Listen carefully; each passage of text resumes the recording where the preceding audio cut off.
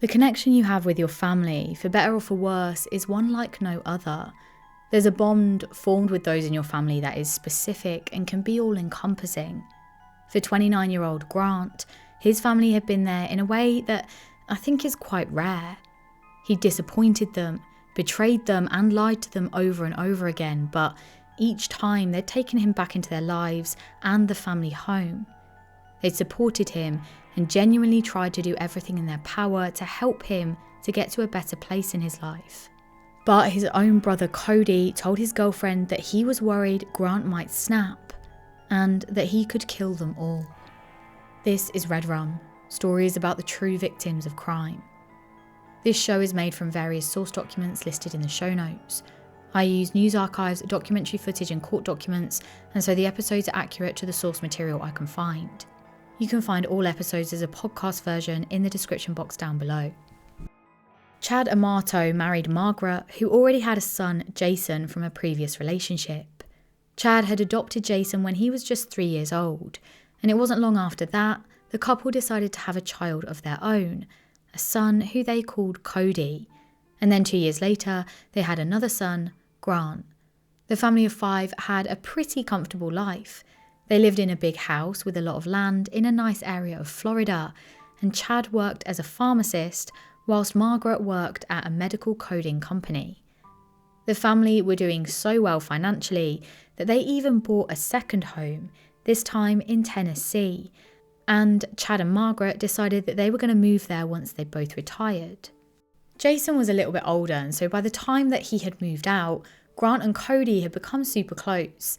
They both went to nursing school, and they soon started working at Advent Health Orlando Hospital. Alongside this, they were still living with their parents and so saw each other all the time. By all accounts, Cody was a great nurse. He got on with everyone incredibly well, he was great at handling stresses, and he would always keep calm in difficult situations. Grant, on the other hand, did not have a good time at work. He found he just wasn't progressing in the way that Cody was. And in 2018, things were really taking a turn for the worse when Grant was found to have been stealing drugs from work and going on to sell them. He was eventually arrested on charges of grand theft, but he swore that he only ever took these drugs to give to patients he believed weren't being given the correct treatment. He's trying to disguise his drug dealing as a good deed and, in his eyes, a very necessary thing that he was doing. Although it seemed there was ample evidence up to this point, the hospital decided not to press charges through to conviction, and ultimately Grant was let off. I remember hearing about a doctor who was fired from a number of hospitals for dangerous behaviour and practices, but he never actually got charged with anything because there's something about hospitals not wanting to get authorities involved because it can go against them as a hospital. They can get sued, their reputation can be in tatters, and so oftentimes they'll just fire the person and kind of ignore that it's happened, which of course allows that person to go on and work somewhere else. That being said, it might have been difficult for Grant to actually get a good reference for a new hospital, and to be honest, even if it wasn't, Grant likely assumed that it would be difficult, and this led to him isolating himself and just not looking for more work. Instead, he shut himself in his room, sleeping during the day and playing video games and streaming online during night. He was living with his parents, and his time spent online, streaming especially, was on Twitch. It was time that he could get away from his home life and the disappointment of having been fired for stealing drugs. Instead, he presented himself to his online friends as a man who was doing incredibly well for himself, both financially and socially.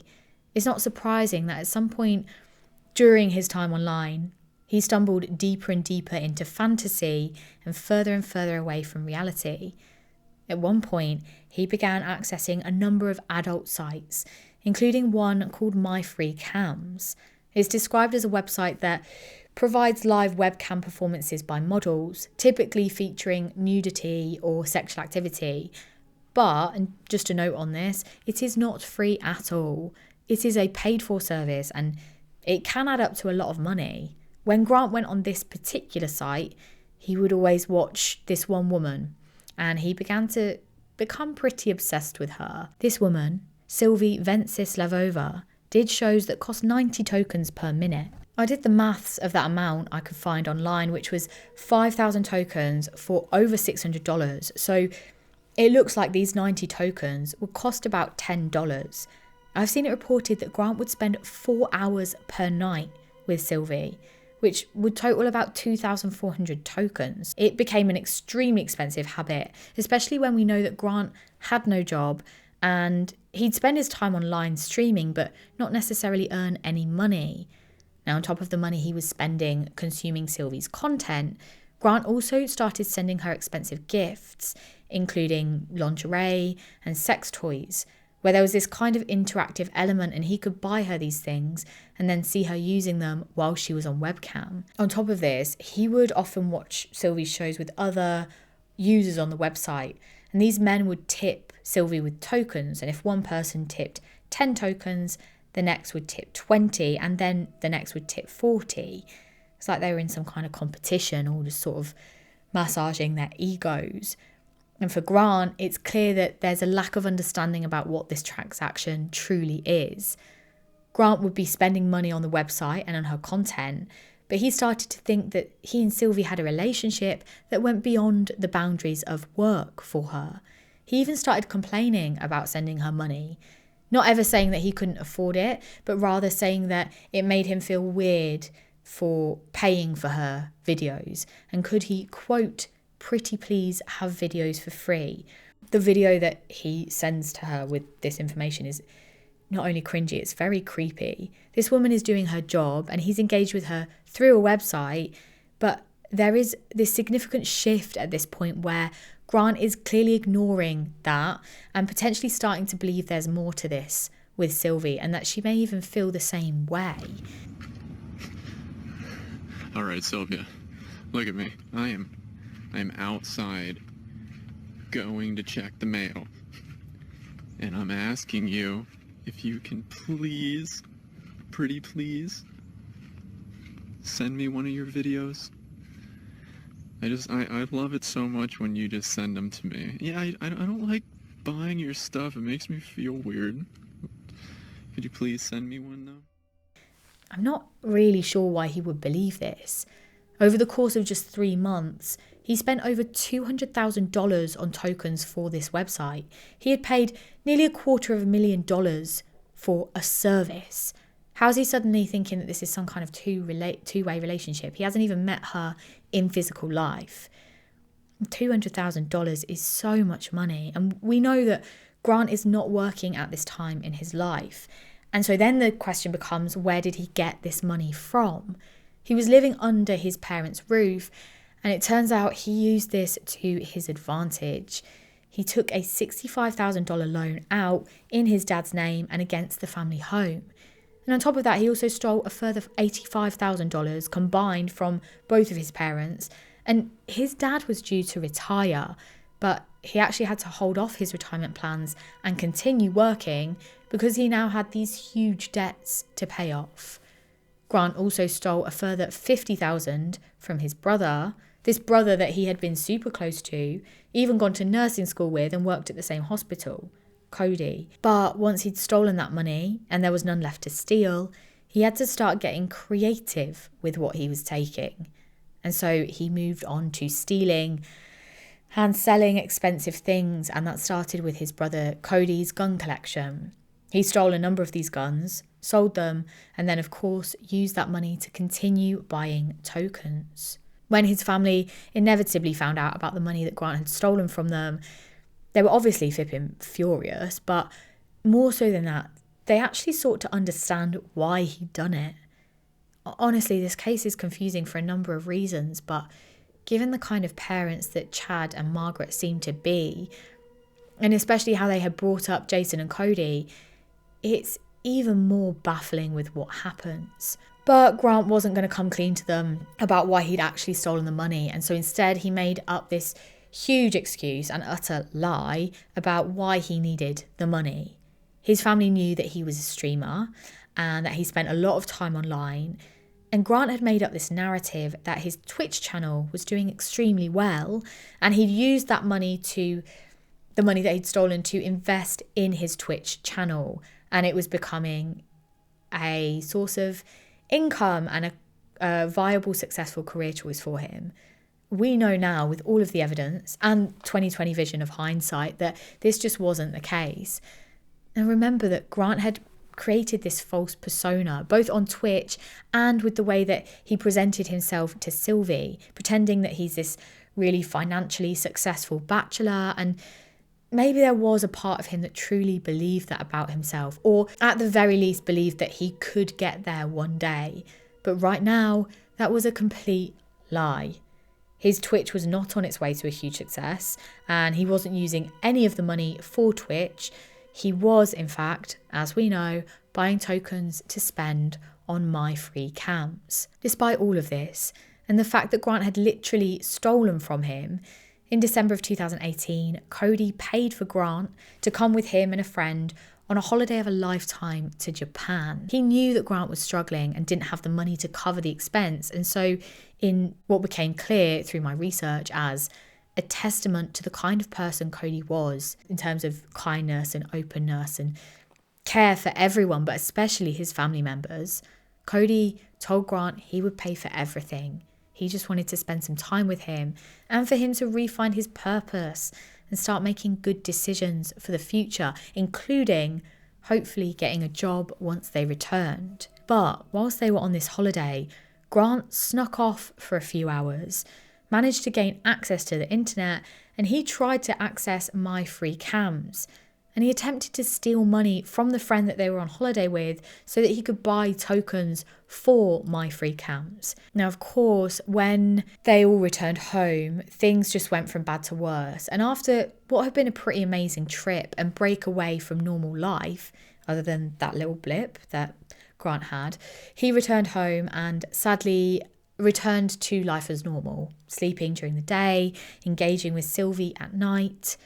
The fact that Grant wasn't being proactive in what he was doing with his life, and the fact that he was seemingly in a depressive state, his mum Margaret was worried about what he might do, especially with regards to himself. There were reportedly a lot of arguments throughout the following weeks and months, and this led to Grant basically running away from home. Obviously, he is a grown adult. He can leave whenever he wants, but given his depression and how crap his life has been on this sort of downward spiral, much of this through his own actions, I hasten to add. But because of this, his mum's obviously very worried about him, and so she reported him as missing. It wasn't long after that Grant's grandma called the family home and let them know that Grant had turned up at her house.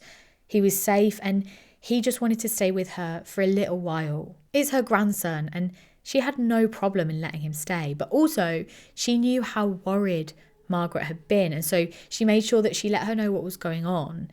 Soon after this, however, Grant's grandma noticed that there had been suspicious activity on her credit card, and when she looked closer she could see that the activity was on My Free Cam's website. And from what I can see, it doesn't look like Grant's family knew the truth about what he'd been spending their money on. It was only now that they realised they learnt the whole truth. Not only had he been spending their money on My Free Cams, but he'd also been lying to them about it for the entire time. And so by now, his family really had enough. They loved Grant, but there was only so much that they could take. They decided to go up to the grandmother's house and stage a kind of intervention. They made Grant agree to pay every single penny back of what he'd stolen. And on top of that, they told him that he clearly had an addiction and needed some professional help. And so they drove him to a rehab facility where they checked him into this 60-day program for sex and pornography addiction.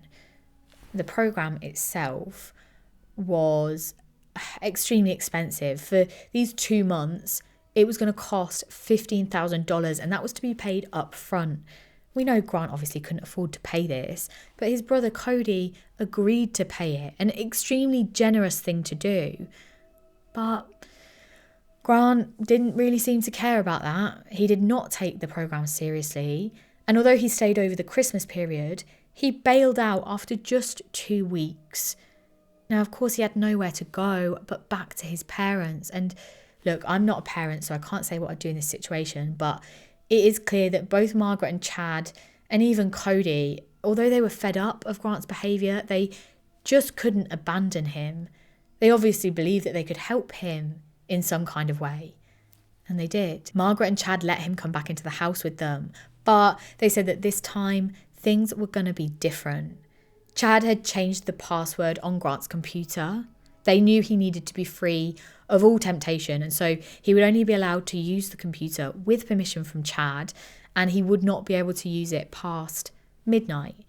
And on top of this, they told him that he needed to get a job, as well as absolutely no contact with the MyFreeCams website. And if he did, they'd have no choice but to make him leave the family home, and he really would be out on his own. I don't think that Grant was ever planning to abide by these rules, especially the one big rule about not contacting Sylvie or going on that website.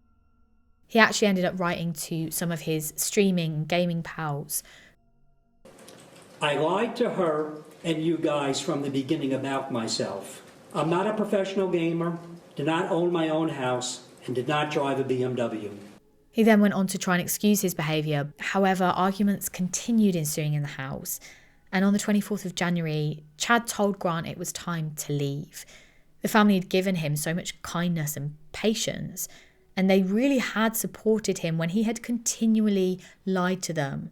This must have been a really hard decision, but ultimately Chad had made it and Grant had to leave. The following day, Cody's colleagues became concerned when he did not turn up to work his shift at the hospital. It was completely out of character for Cody to just miss a day of work, but what was even more worrying was that if anything bad had come up, any kind of emergency or anything like that, he 100% would have called them to let them know. But with no word from Cody, one of his colleagues decided to call Cody's girlfriend to check in with her. But that colleague got some truly concerning news. She also hadn't heard from Cody and was unable to get in contact with him at all. And so that's when the colleague decided to call the police and ask for a welfare check. It was at 9:17 a.m. that morning that police arrived at the family home. They managed to gain entry, and what they found inside was chilling. Walking into the main lobby area of the house, the officers could see that there was a man laying face up on the kitchen floor, and it was clear to them that he had been shot to death. After that, they continued through, unsure what they'd find, and as they walked through towards the back of the house, that's when they came across Cody. He was lying on the floor near to the garage door that led into the house, and that garage door was open. Now, what was curious to the officers was that the door had blood spatter on it that, on further investigation, showed the door had been closed when Cody had been shot. He also had a gun holster on his left hip, but Cody was right-handed, and so this didn't make sense unless it had been planted. Finally, upstairs, they found Margaret, who was sat at her office desk. She'd obviously been shot while she was working, and she was shot in the back of the head and never would have seen it coming. Of course, the officers knew that they needed to speak to Grant and they needed to find him as soon as possible. They didn't know what kind of state he was, they didn't know if he'd witnessed any of this or if he was armed and, very likely, dangerous. The investigating team quickly realised on searching the house that Grant's car was missing from the family garage, and so they managed to use that number plate to track it down, and they found it at a car park at a Hilton hotel. And after talking with hotel staff, they learnt that he was staying at that hotel and was currently in his room. Now, they did not know what to expect in terms of if he was going to come willingly or if he was going to get violent. Thankfully, though, Grant wasn't aggressive and he did come willingly. And the body cam footage shows him holding his hands up and then lying down on the floor so that they can handcuff him. And so they then travel back to the police station where they question him. Grant told the investigating officers that he'd had an argument with his dad, Chad, regarding the money that he'd stolen and about the fact that he was still talking to Sylvie. Grant is still delusional at this point, making out that he is in a relationship with Sylvie, and he said how unfair it had been for him as his parents didn't see this relationship for what it truly was. The argument then continued with Chad telling Grant that he needed to leave the house, and then Grant said he left the house. In the interrogation, Grant occasionally swears and then he apologises. It seems he's a bit embarrassed about swearing. This man has potentially murdered his entire family, and he's worried about swearing. No one is judging him for swearing. Either way, the detectives needed this explanation for what had happened, and Grant said he could give it to them. He suspected that Cody had been the one to kill his parents before taking his own life. That was the most likely explanation for what had happened. Cody had even said that he would take care of things when Grant was ordered to leave the house. Of course, the detectives didn't believe him. And after all Cody had done for him, the fact that Grant then tried to blame him for, spoiler alert, what he'd done is, I wanted to say unbelievable, but I suppose it's not really, is it? It's absolutely something that Grant would do. Grant's brother Jason was allowed into this interrogation room, and the pair share a hug. And then Grant went on to swear that he did not know who had killed Margaret, Chad and Cody, but Jason has already been briefed by the officers and he knew exactly what had been going on in the house, so he had his suspicions straight away. He even said to Grant that things were not adding up, but he didn't want to believe the worst. He needed to ask Grant face to face if he had anything to do with the murders, to which Grant said no. And it's clear that Jason's just desperate for there to be any other kind of an explanation. At one point asking if there was someone that Grant maybe owed money to, if there was perhaps a loan shark. But Grant assures him that there is no one he could think of. Jason's not stupid. He wants to believe Grant, but he just doesn't. He keeps saying that things aren't adding up and none of this is making sense. I'm scared for myself and I don't feel comfortable with you being around me alone. I'm sorry. I could take you physically, but if you have a knife or know where a gun is, and I have little girls that I have to raise. I have a woman that is depending on me for the rest of my life. After that, Jason leaves the interrogation room and then the detectives have to decide what to do. They knew that the crime scene did not add up to a murder-suicide and they had plenty of suspicions about Grant, but they did not have the evidence that they needed to hold him. And so, and this is surprising given what we know, but there's just not a huge amount that can be done if you don't have the evidence. You don't have the evidence. And so they let Grant leave. Thankfully, though, it wasn't long before they managed to gain genuine evidence from both Grant's remaining family member, Jason, as well as the people who knew the family and the situation. Specifically, they spoke to Cody's girlfriend, who told them more detailed information about exactly what Grant had done over the past few months and how it was building up, to the point that Cody even confided in his girlfriend that he was worried about Grant's behaviour and that he might try and kill everyone in the family. With that, along with more evidence they'd found through their investigation, Grant was officially arrested on 3 counts of premeditated first-degree murder, all of which he pleaded not guilty to. Grant obviously could not afford his own bail, which was posted at 3 lots of $250,000, each one for each count of murder he'd been charged with. So $750,000 is a lot of money. He just doesn't have that. Now, at first it seemed it didn't matter to Grant that he couldn't afford his bond. But, and I think this really speaks to his narcissism, he spent the next few days and weeks while he was being held up in prison awaiting trial, writing to journalists and reporters, offering them exclusive rights to the whole case from his view. All that he wanted in return was to be put in touch with a very rich person who would lend him this $750,000 bond money. Unsurprisingly, it doesn't look like he got any responses. Certainly, no one ever paid that amount, and so he had to stay behind bars until trial. The trial began and the prosecution presented a letter that had been written by Grant to his streaming friends.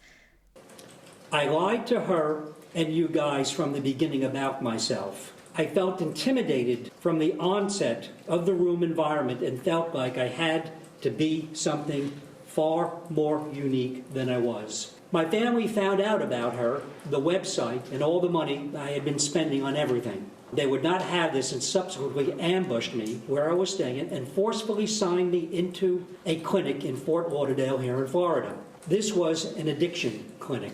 They felt that I had an unhealthy addiction because of the type of profession Sylvie has and the quantity of money that I had spent in the span of 6 months that I had known her. I was not allowed to leave the clinic while I was there, I was not allowed to access to the internet.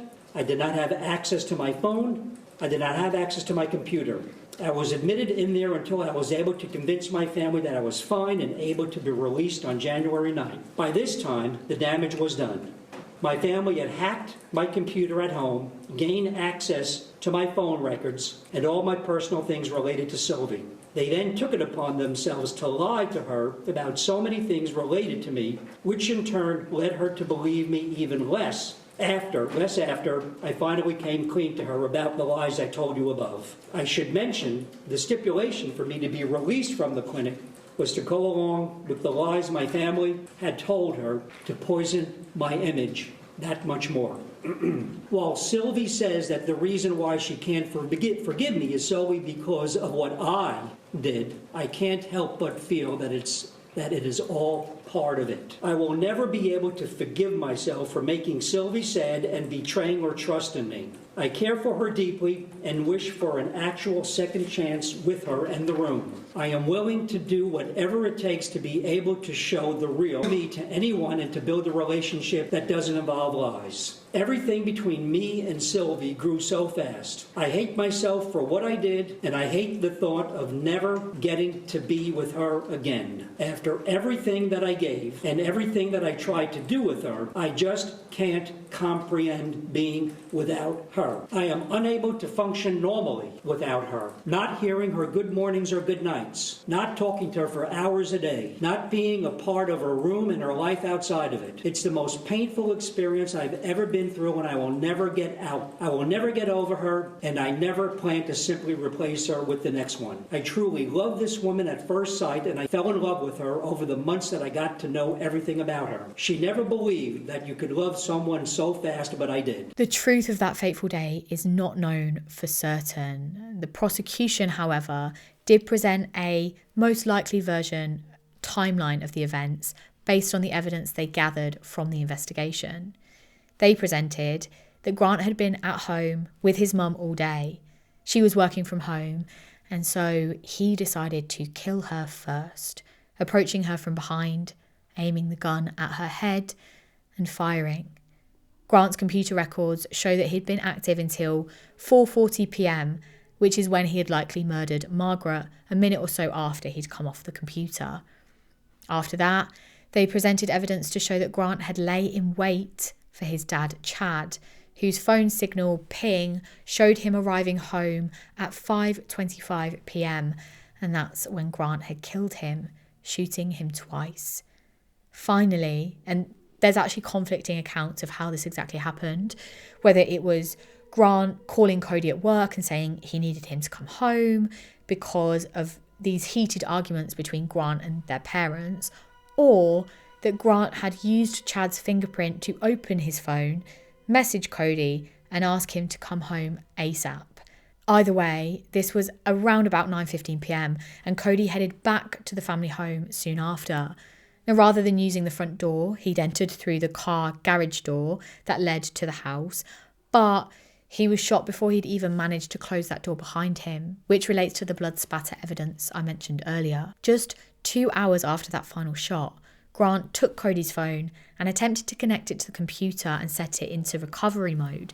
Now, prosecutors alleged that this was an attempt to delete all the evidence from the phone, specifically any calls from Grant to Cody on that day. Now, of course, Cody's girlfriend had a conversation with him before he left work that evening. And so she'd informed officers that Grant had asked Cody to come home. The prosecution presented specific evidence that showed Chad's bank app had been accessed by the use of his fingerprint on his phone a little after midnight, well after he had been shot. With this and the physical evidence taken from Chad's body, it showed that his index finger had been wiped clean, presumably to wipe off the blood to be able to access the bank app. Now, a little under 3 hours later, Grant's computer was connected to a public Wi-Fi server at a grocery shop nearby, and he transferred $600 to himself. And he'd use that $600 pretty much straight away to gain access to his MyFreeCams account, log back in, so that he could talk to Sylvie. It may be unsurprising that Grant was found guilty, and he was sentenced to life in prison without the possibility of parole. Now, during the victim impact statements, Grant's only living direct family member, Jason, did say that he would still love Grant. And I think this is really hard. Jason has lost every single member of his immediate family. And even though Grant was the reason for this, he is also the only link that he has to his mum, Margaret, and his dad, Chad, and brother, Cody. The fact that Jason was able to say he will still love Grant says absolutely nothing about Grant, but it says an awful lot about the kind of person Jason is. And I think highlights the differences, the incredible differences between two people brought up in the same household with the same family. Just like Cody, Jason seems to be this incredibly kind young man who only ever wanted the best for his brother, but sadly was met with the most heinous and horrific set of events by his own flesh and blood. Thank you for watching or listening to this episode of Red Rum. I am a little bit ill. You can probably tell. I'm having to cut so many coughs out of this episode, but I hope that you can get through it. I hope you found it informative and interesting. And if you have any case suggestions, please whack them down below. Also, have you heard of this case before? I had not heard of this case. I was absolutely fascinated when I started researching it.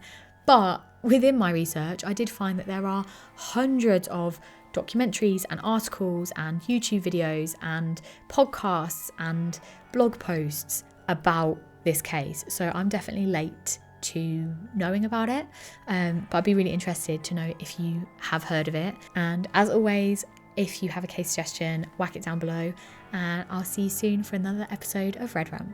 Bye.